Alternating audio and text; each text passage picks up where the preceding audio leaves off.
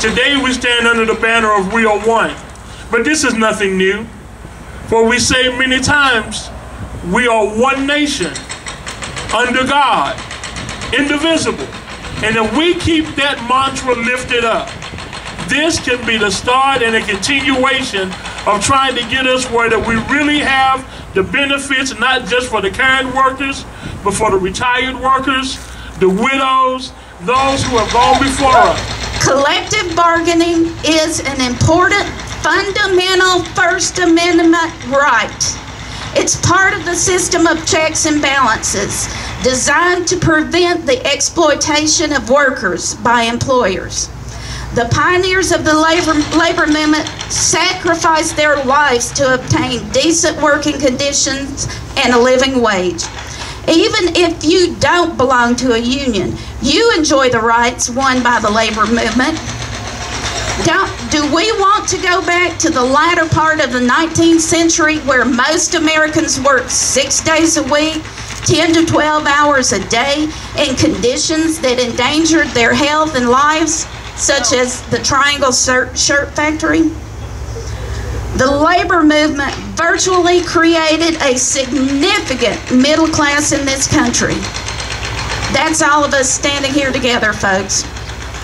Collective bargaining is the only thing that stands between maintaining a middle class and destroying it.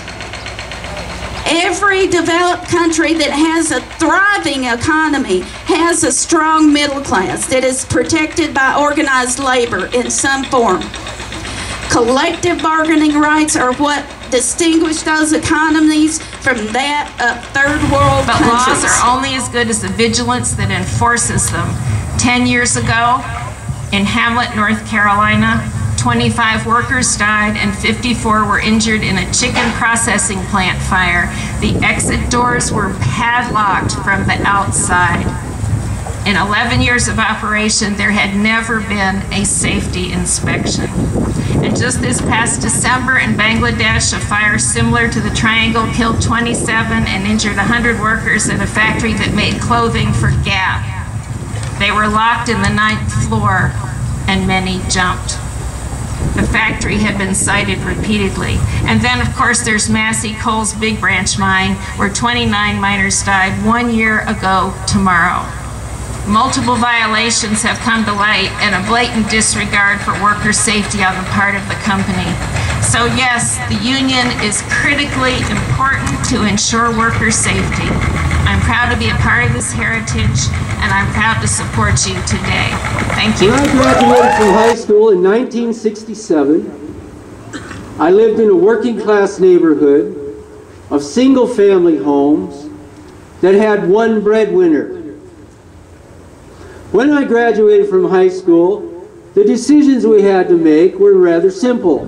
We could go to college or we could go to work. One choice was as good as another, and going to work was easy. You could get out of high school and find a decent paying job at the age of 18 with which you could support yourself and live independently.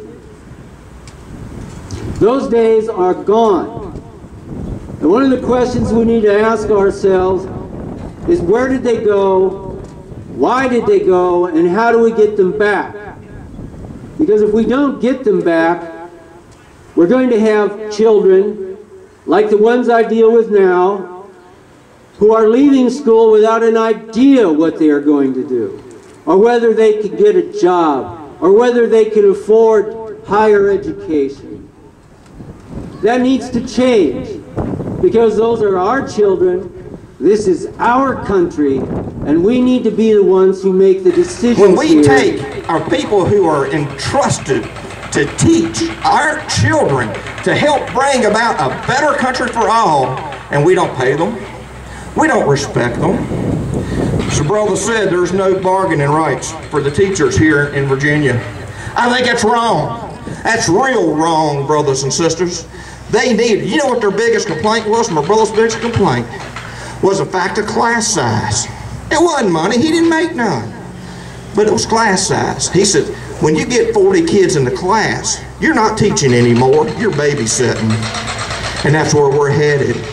That's what they need those rights for. So if you leave here with one thought today, remember whose shoulders you stood on to get what you have in your contracts today, and fight like hell for the people who brought you where you are, and protect their benefits too, because they got you here. And we can't go back to the days where kids are standing on the street corner shining shoes for a living because their daddy got hurt in a coal mine.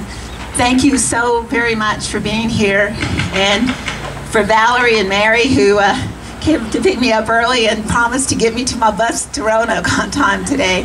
Thank you so much.